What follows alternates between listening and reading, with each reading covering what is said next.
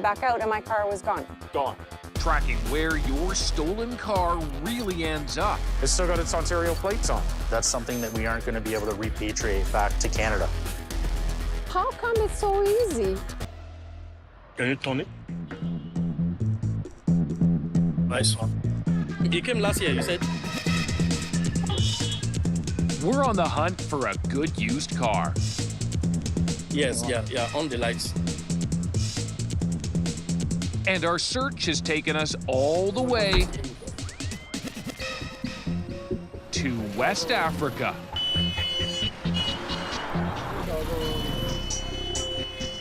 To these car lots and gas stations in the Nigerian city of Lagos.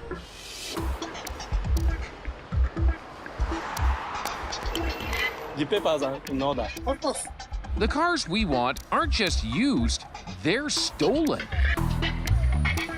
From driveways and shopping malls in Ontario and Quebec. When did this one came to Nigeria? It came in December 4th.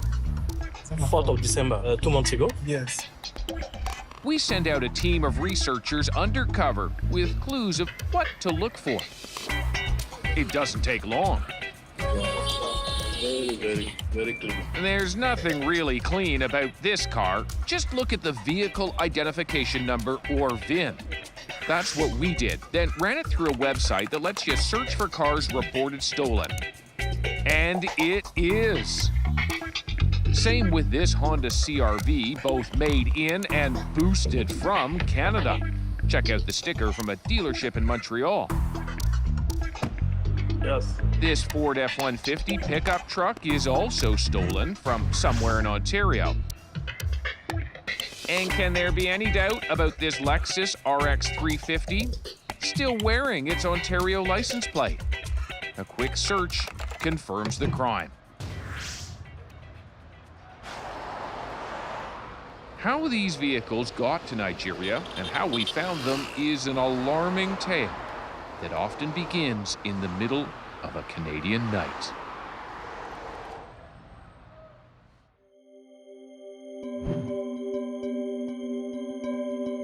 It's 2:49 a.m. in West Toronto when thieves drive by the first time.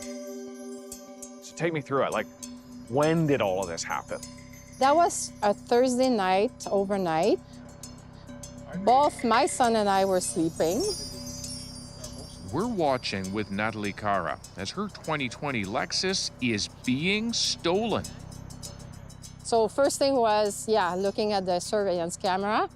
And then you're even more in a shock when you see this going on. It's like, wow. The bad guys are now working on Natalie's car, using what seems to be a lockpick to get in. There we go. Now they're inside. Yeah. Looking around. And in they go. One of the thieves pauses to reach under the dash. You'll later learn why. After 20 seconds, that same thief opens the door and places something on the driveway. It's a steering wheel lock, known as the club.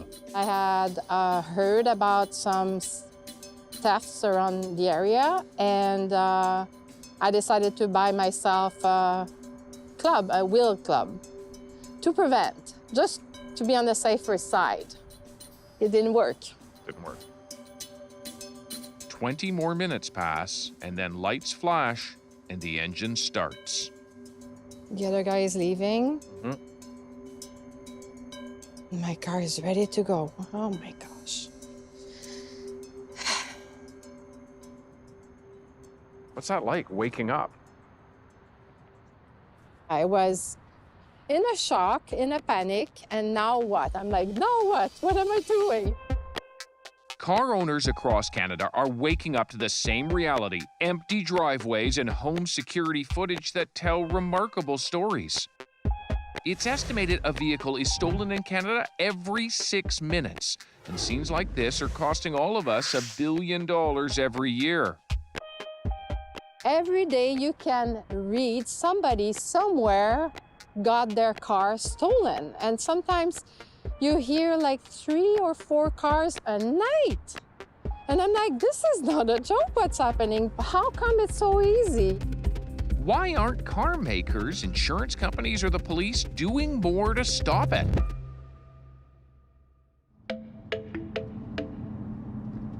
Add Judy Heyer's voice to the victims. I drove here to pick up a coat and that I'd ordered.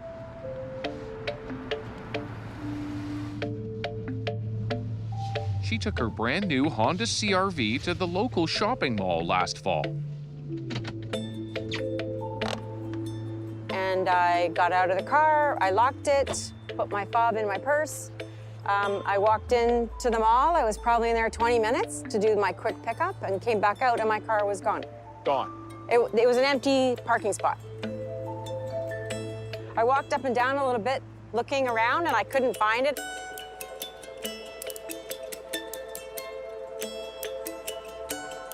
How's it feel to be back here? I don't know, I don't feel that it's a safe parking place. I think there's probably somebody here sitting in a car watching what's going on. There's little doubt Judy's car was targeted, but nothing to say exactly how it was stolen.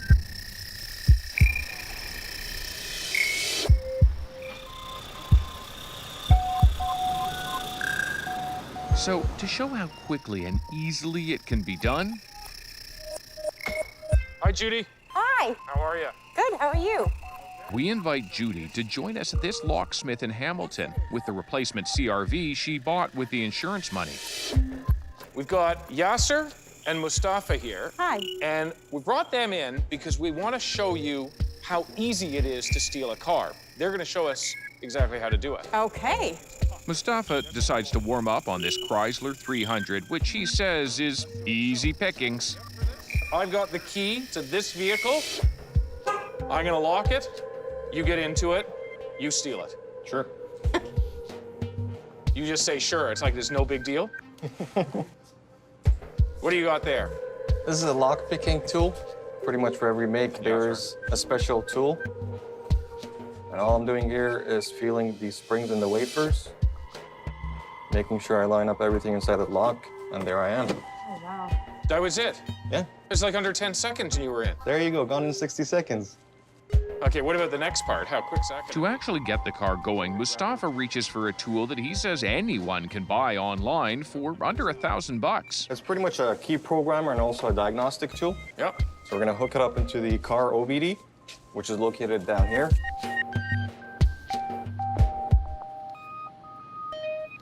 Okay, we're gonna hook up to the vehicle right now. Pull up the security code from the vehicle. Next, we're gonna have the key that we have to program to the vehicle. Of course, it has to be a Virgin.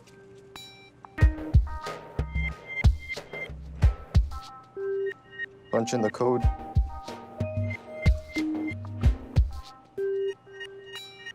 And there I am. Oh, my goodness. That's crazy, eh? Which part? The whole thing takes under 2 minutes. It's scary. Footage like this is what you often see in stolen car stories. Toronto police say it shows 2 car thieves using a so-called relay attack. The guy in the foreground is using electronics to boost the signal from a key fob inside the house, while the other guy captures that signal to open the car and get it going. This kind of tactic gets a lot of attention, That was super fast. but what Mustafa is showing us is tried and true and used a lot. Can you guys steal her car? And he's about to show us again on Judy's new CR-V. Click it a couple more times, make sure. There we go. We got the beep, we know it's locked. Mustafa, in you go. Sir.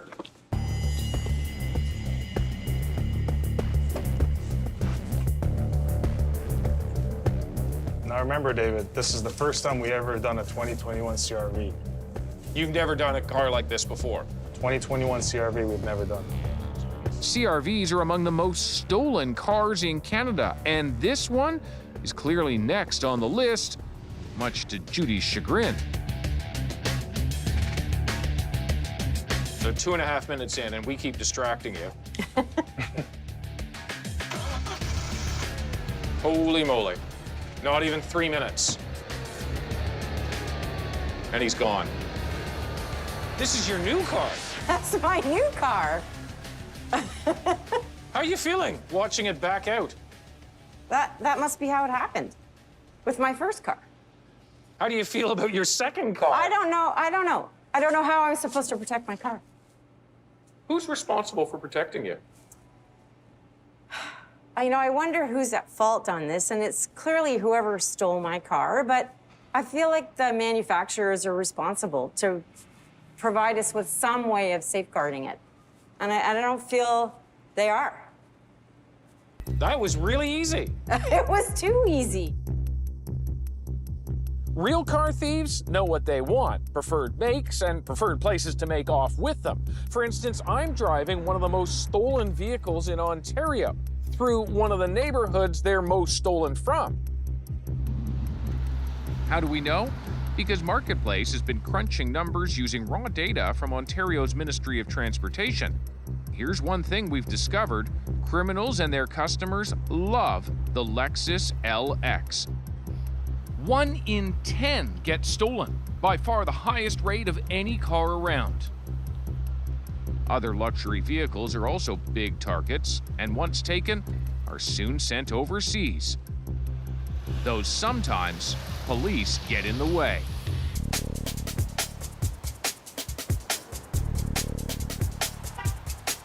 We're with Peel Region's Auto Theft Squad near Toronto on a January morning when they're trying to make a dent.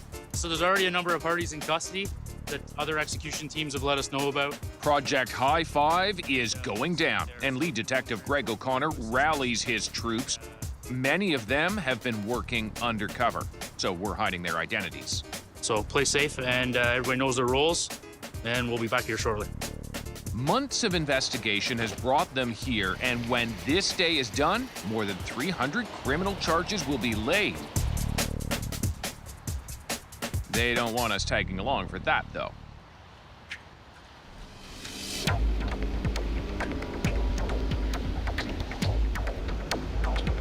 We're there in the aftermath as a line of tow trucks brings in the day's haul. More than 200 stolen vehicles recovered through this operation with an estimated street value of more than $11 million. Among them, several of the top 5 stolen cars in Ontario. And inside, traces of the people they've been stolen from.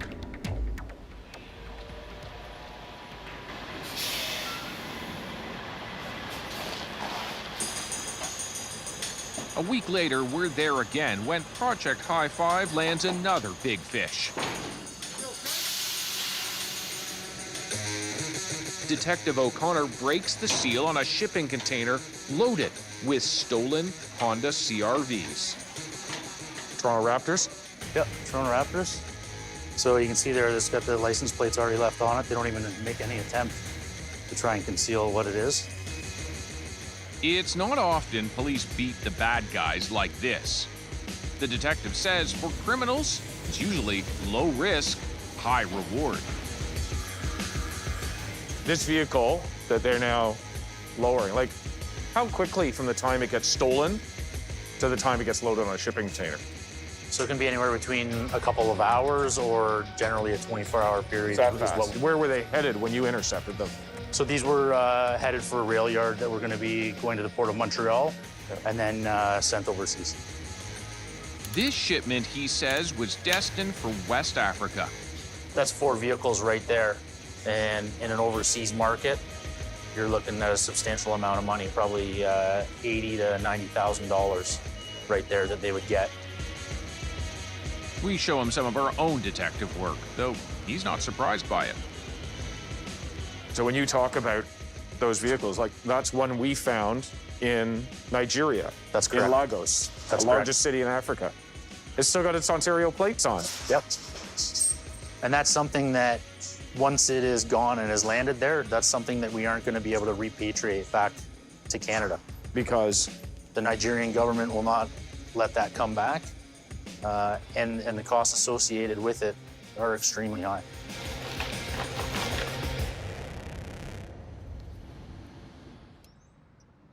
Okay, So I'm just putting my phone in position. We're online with Pierre, the guy coordinating our research in Nigeria. Pierre isn't his real name. We're concealing his identity because he fears retribution from the criminal gangs behind the sales of stolen cars. So there's clearly a market for these cars that are stolen and sent over there.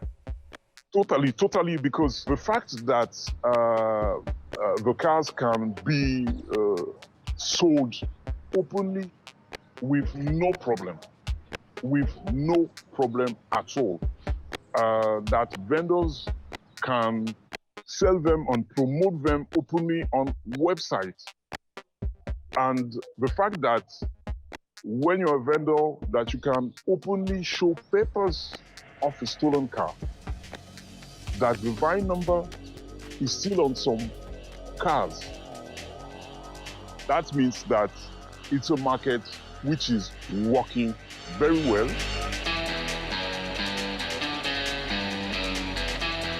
That Nigerian market starts here at one of Africa's biggest ports known as Tin Can Island.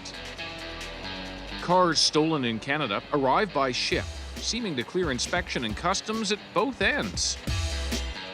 Nigeria is a country with a lot of poverty, but no shortage of middle-class car buyers, most of whom don't know they're buying stolen vehicles, according to Pierre. This car is coming from Canada, and this seller is showing me the papers of this car. There's no reason that I will adopt. But we know this Lexus is stolen and is going for a lot of money. We first found it on this Nigerian website called Gigi, just like our own Kijiji. The list price, 28 million naira. That's what they call the official currency of Nigeria. It's equal to about 85,000 Canadian dollars, way more than what this car sells for in Canada brand new. It leaves little doubt what's driving car theft. So just right in here? Yeah. Okay, so you can show me how they actually re-VIN a vehicle here? Is that the idea? Yeah, so it's a... Stolen vehicles aren't always exported overseas. So you and I will be able to pull this out. Slowly pull up.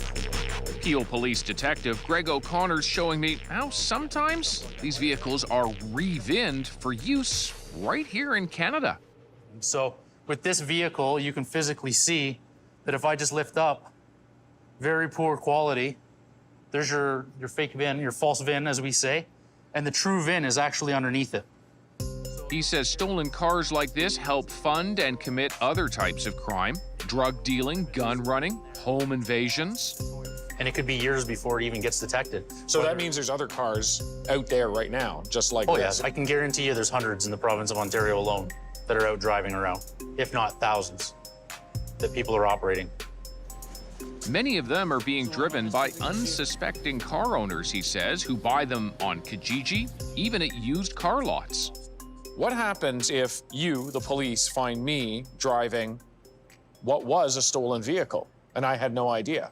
Well, I'm going to seize that motor vehicle. And so I lose the vehicle that I just paid money for. You're going to lose the vehicle that you've paid for. We're going to do an examination on it. You ultimately could technically be charged. You were in possession of stolen property.